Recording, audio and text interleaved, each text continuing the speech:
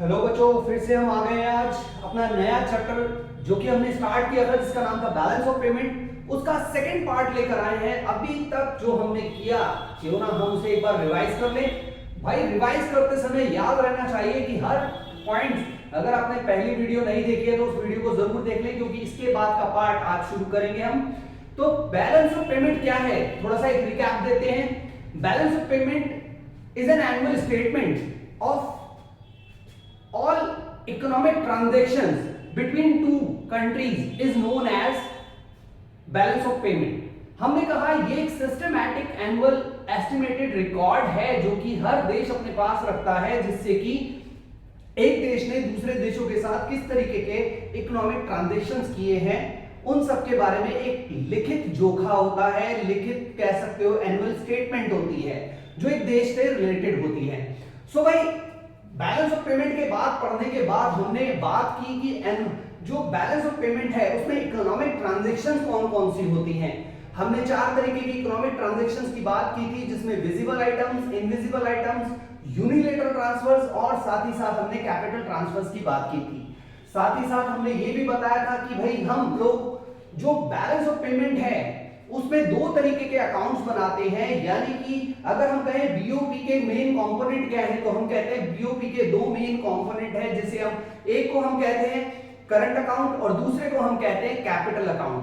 Current account में हम दो तरीके के अकाउंट क्रिएट करते हैं, जिसमें हम कहते हैं एक होता है हमारा क्रेडिट अकाउंट और दूसरा होता है डेबिट अकाउंट। तो यहां पर एक चीज याद रखी होगी आप लोगों ने कि भैया हमने लास्ट क्लास में भी बताया था, ये पहले वीडियो में भी बताया था कि जो भी पैसा हमारे पास आएगा उसे हम रखेंगे क्रेडिट साइड में और जितना भी पैसा हमारी तरफ से पे किया जाएगा उसे हम रखेंगे डेबिट साइड में। तो इतना बच्चों लास्ट क्लास में हमने किया था और हमने बहुत सारी ट्रांजैक्शंस ऐसी लिखी थी जिसको हमने डेबिट साइड और क्रेडिट साइड में एडजस्ट किया था और ये देखा था कि भैया हमारे बीओटी और बीओपी में क्या डिफरेंस है। साथ ही साथ हमने और भी मजेदार कंसेप्ट इसमें कंप्लीट किए थे। तो आज थोड़ा सा और आगे बढ़ाते हैं इस टॉपिक को, और आगे बढ़ाते हुए जो लास्ट की वीडियोस प्लीज अगर किसी ने नहीं देखी है तो उन्हें देख ले, क्योंकि यहां से जो वीडियो बनेगी या जो नया टॉपिक हम स्टार्ट करेंगे वो जरूरी है कि हमारा पहले वाला टॉपिक हमें अच्छे से आ जाए। तो स्टार्ट करते हैं भाई। अगर हम स्टार्ट करें तो यहां हमें सबसे पहले देखने को मिलेगा दो तरीके की ट्रांजैक्शंस हमें यहां पर देखने को मिलती हैं। एक कहलाती है ऑटोनोमस ट्रांजैक्शंस। तो भैया कहने का मतलब यह है कि एक क्वेश्चन हमारे सामने बहुत इंपॉर्टेंट बनता है, डिफरेंशिएट बिटवीन ऑटोनोमस ट्रांजैक्शन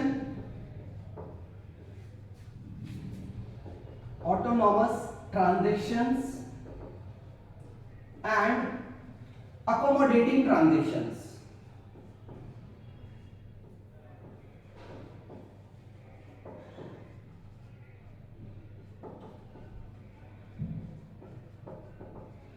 बहुत ही इंपॉर्टेंट क्वेश्चन है ये और कई बार आ चुका है और 3 नंबर का क्वेश्चन आने की पूरी पूरी उम्मीद इस बार भी है।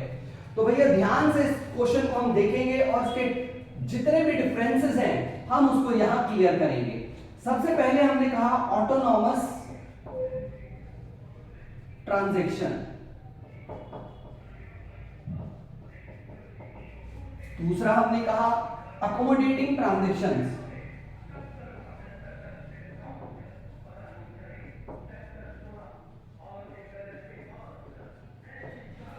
एक एक करके हम इनके पॉइंट्स देखेंगे। सबसे पहले अगर हम अकोमोडेटिंग की बात करें तो हम कहेंगे these transaction take place for profit purpose, यानी जितनी भी हमारी ऑटोनोमस ट्रांजैक्शन है वो क्या है, these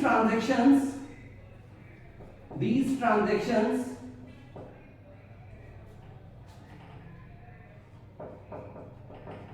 are for profit motives, यानी जितनी भी ट्रांजैक्शंस ऑटोनॉमस होती हैं वो सारी की सारी ट्रांजैक्शन प्रॉफिट मोटिव होती हैं। यानी कि अगर हम देखें कि भाई अगर हमारे देश में दूसरे देशों से अगर एक्सपोर्ट पर हमें फायदा होता है तो हम ज्यादा से ज्यादा एक्सपोर्ट करके अपनी ज्यादा से ज्यादा इनकम जनरेट करने की कोशिश करेंगे, फॉरेन एक्सचेंज रिजर्व हम ज्यादा से ज्यादा गेन करने की कोशिश करेंगे, क्योंकि इससे हमारे ऑटोमेटिकली हमारे पास प्रॉफिट हो रहा है। इसी तरीके से और दूसरा पॉइंट अगर हम ले,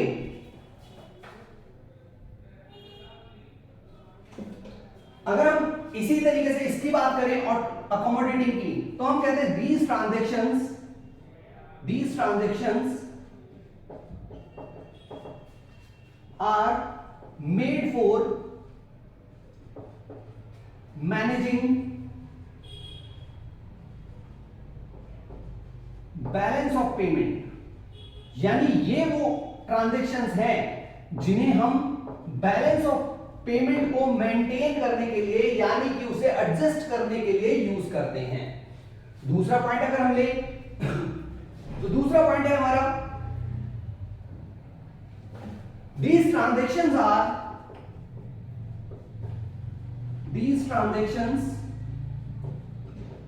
are responsible for deficit और surplus of balance of payment या BOT। ये जो ट्रांजैक्शंस हैं ये हमारी रिस्पॉन्सिबल होती हैं किसके लिए? बैलेंस ऑफ ट्रेड के लिए, क्योंकि बैलेंस ऑफ ट्रेड में हम विजिबल आइटम्स को शामिल करते हैं, यानी ऑटोनॉमस ट्रांजैक्शंस को शामिल करते हैं। जबकि अगर हम बात करें अकोमोडेटेड ट्रांजैक्शन की, तो हम कहेंगे these transactions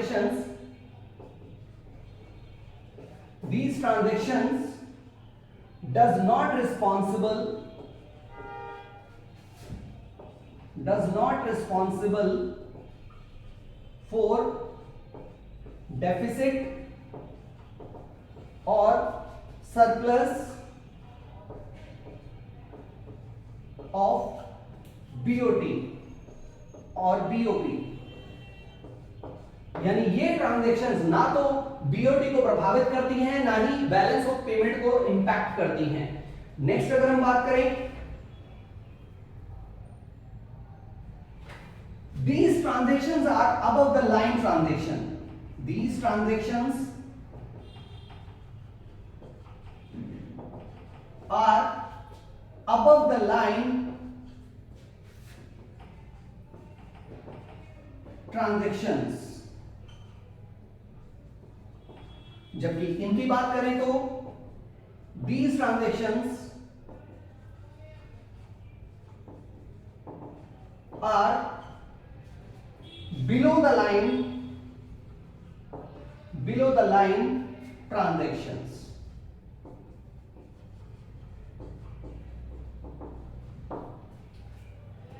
होप सो कि बिल्कुल समझ में आया होगा ये कंसेप्ट। भाई ये बहुत इंपॉर्टेंट टॉपिक है जिसको हमें बहुत अच्छे से करना है। ये क्वेश्चन कई बार एग्जाम में आता है कि भाई हमारे डिफरेंस क्या है बैलेंस ऑटोनोमस ट्रांजैक्शंस का और अकोमोडेटिंग ट्रांजैक्शंस का। इसके बाद हम चलते हैं आगे। हम ये कहते हैं कि भाई जो बैलेंस ऑफ पेमेंट है, यानी ये जो बीओपी है, ये हमारा 3 तरीके का हो सकता है। इसको हटा देते हैं।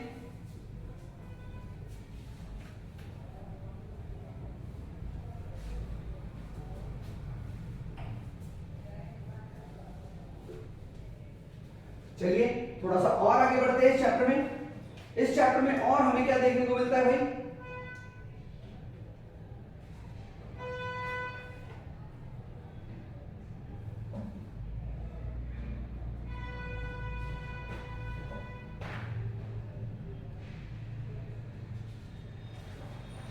याद होगा आप लोगों को, मैंने बहुत अच्छे से आप लोगों को समझाई थी एक चीज की बैलेंस ऑफ पेमेंट जो होता है, बैलेंस ऑफ पेमेंट में हम लोग जो बैलेंस ऑफ पेमेंट को डिटरमाइन करते हैं वो किसके बेस पर करते हैं? Balance of payment is always determined with the help of demand and supply. जब हम देखते हैं कि भैया जब हमारा बैलेंस ऑफ पेमेंट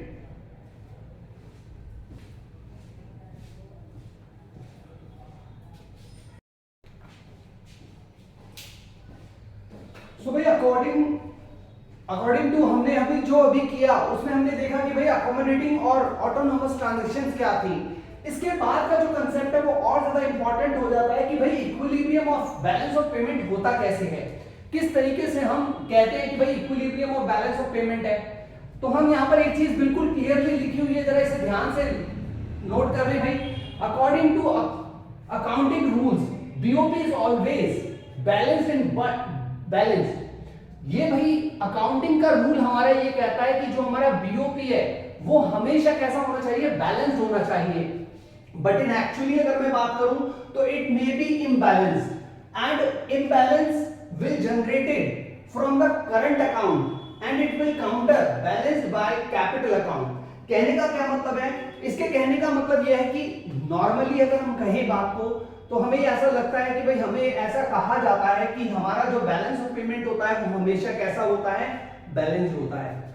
लेकिन अगर हम एक्चुअली बात करें तो एक्चुअली हमारे पास जो हमारा बैलेंस ऑफ पेमेंट होता है वो कैसा होता है, इम्बैलेंस भी हो सकता है। और जो ये इम्बैलेंस होता है वो किसकी वजह से होता है, भाई हमारे करंट अकाउंट की वजह से होता है। रीजन बीइंग क्योंकि उसमें ऑटोनोमस ट्रांजैक्शंस होती हैं जो कभी ज्यादा तो कभी कम हो जाती हैं, उसकी वजह से हमारा जो बैलेंस ऑफ पेमेंट है ये कैसा हो जाता है, इम्बैलेंस हो जाता है। हम एक कंडीशन में मानते हैं जब हमारा बैलेंस ऑफ पेमेंट बराबर हो जाए, वो कब होगा भाई, करंट अकाउंट बैलेंस, जिसमें तीन चीजें हम शामिल करेंगे। BOP is always equal to current account balance, capital account balance and error and omission. जब हम इन तीनों चीजों को ऐड कर देते हैं तो बराबर हो जाता है हमारे बैलेंस ऑफ पेमेंट के। इसके अलावा इसमें दो कंसेप्ट और बहुत इंपॉर्टेंट हैं। ये कंसेप्ट हमने लिखे हैं जैसे ऑफिशियल रिजर्व अकाउंट। इसी के साथ साथ इसके बारे में और बात करेंगे आगे। ऑफिशियल रिजर्व अकाउंट क्या होता है बेटा, हम कहते हैं it refers to the foreign exchange reserve held with the central bank.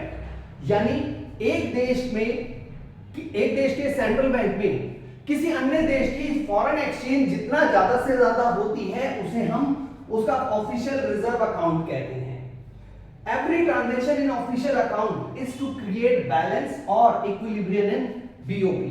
हम पहले ही कह चुके हैं एवरी ट्रांजैक्शन बहुत इंपॉर्टेंट है। जितनी भी इकोनॉमिक ट्रांजैक्शंस हैं वो बैलेंस ऑफ पेमेंट के रिगार्डिंग बहुत ज्यादा इंपॉर्टेंट होती हैं। तो इसीलिए हमने कहा कि इट रेफर्स टू द जो ऑफिशियल रिजर्व अकाउंट है वो क्या है, it refers to the foreign exchange reserve held with the central bank.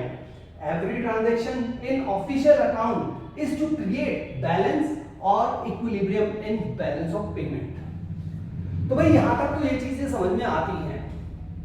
लेकिन अगर हम बात करें आगे, अब क्वेश्चन यहां पर एक हमारे सामने उठ खड़ा होता है कि भाई if BOP is in disequilibrium, अगर हमारा बीओपी इक्विलिब्रियम फॉर्म में नहीं है तो कैसा है, वो पॉजिटिव है और सरप्लस है।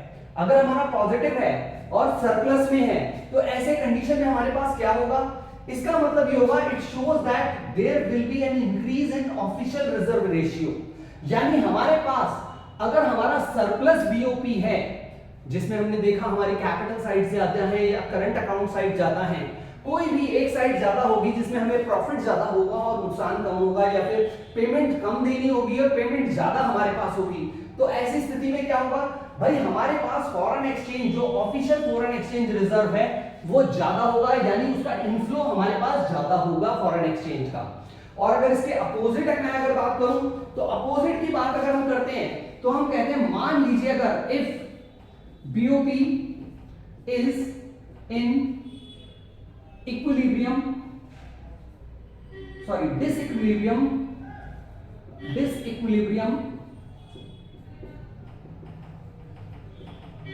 and negative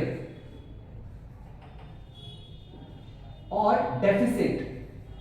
अगर डेफिसिट हो तो क्या होगा भाई, तो हम सिंपल सा कहेंगे इसका अपोजिट जो हमें रिएक्शन देखने को मिलेगा क्या होगा उससे, it shows that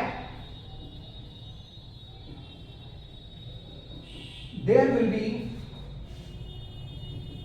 be decrease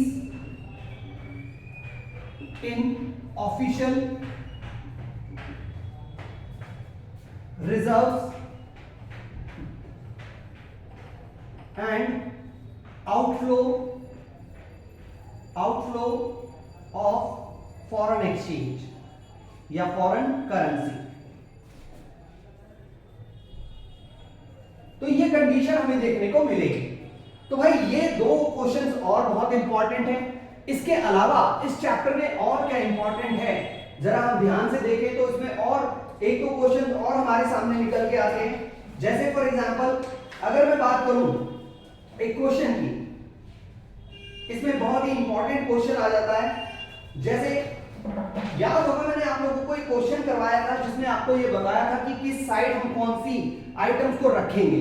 तो भाई जिस तरीके का ये क्वेश्चन होता है ना, उस क्वेश्चन को उसी फॉर्म में लेकर आ रहा हूं। जरा देखिए इस टाइप का एक क्वेश्चन जरूर आएगा एग्जाम में, 3 नंबर के लिए होगा। प्लीज आप इन क्वेश्चंस को जरा ध्यान से देख लें। देखिए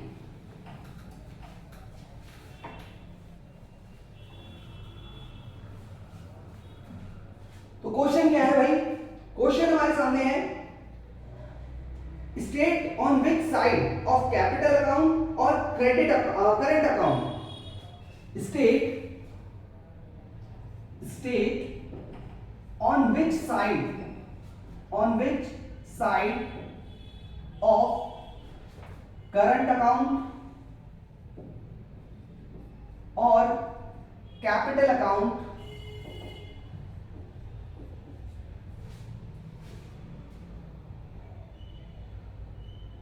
will be the following transactions, will be the following transaction should be recorded। यानी हमें बताना है कि ये जो डिफरेंट आइटम्स है इनको हम किस साइड में मेंटेन करेंगे। जैसे फॉर एग्जांपल सबसे पहले अगर हमसे बात कही जाए, ये कहता है interest on loan received from Nepal, interest on loan received from Nepal. अब हमें ये बताना है कि ये पैसा कहां पर इंक्लूड होगा। ये जो पैसा हमारे पास आ रहा है, देखिए इसका मतलब क्या है, इसका मतलब सिंपल सा ये है कि भाई नेपाल को हमने कुछ लोन दिया होगा जिसके एवज में वो हमें इंटरेस्ट पे कर रहा है उस पैसे का। अब इंटरेस्ट है तो सिंपल सी बात है, क्योंकि ये it will be recorded in current account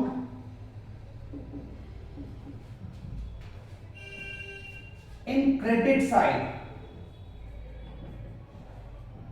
as the inflow of foreign exchange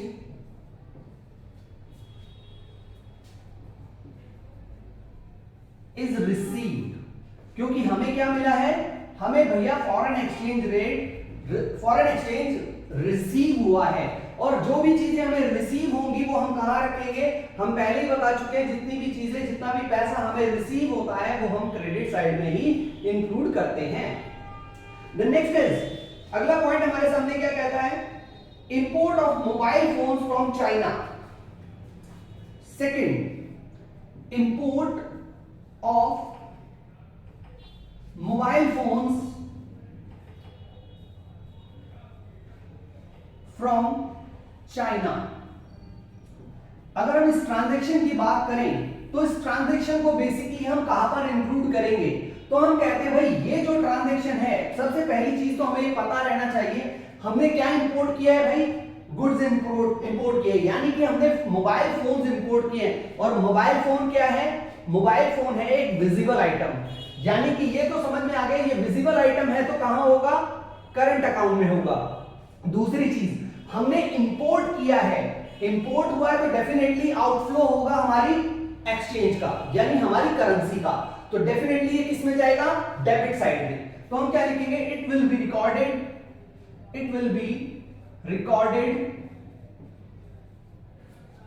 in current account in debit side as it is an import of visible item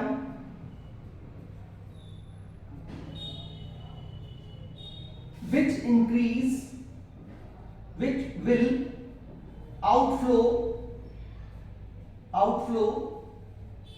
the domestic currency, यानी हमारी domestic currency विदेशों में चली जाएगी।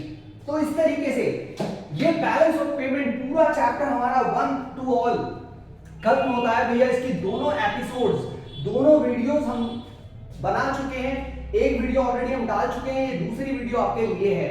So please इसको देखिए अच्छे से और एग्जाम से पहले प्रिपेयर हो जाइए इस पूरे चैप्टर के लिए। स्क्रीनशॉट लेना चाहे स्क्रीनशॉट ले लीजिए, बहुत इंपॉर्टेंट क्वेश्चन है। तो मिलते हैं बाकी नेक्स्ट क्लास में नेक्स्ट चैप्टर के साथ। See you till then, bye bye, good night.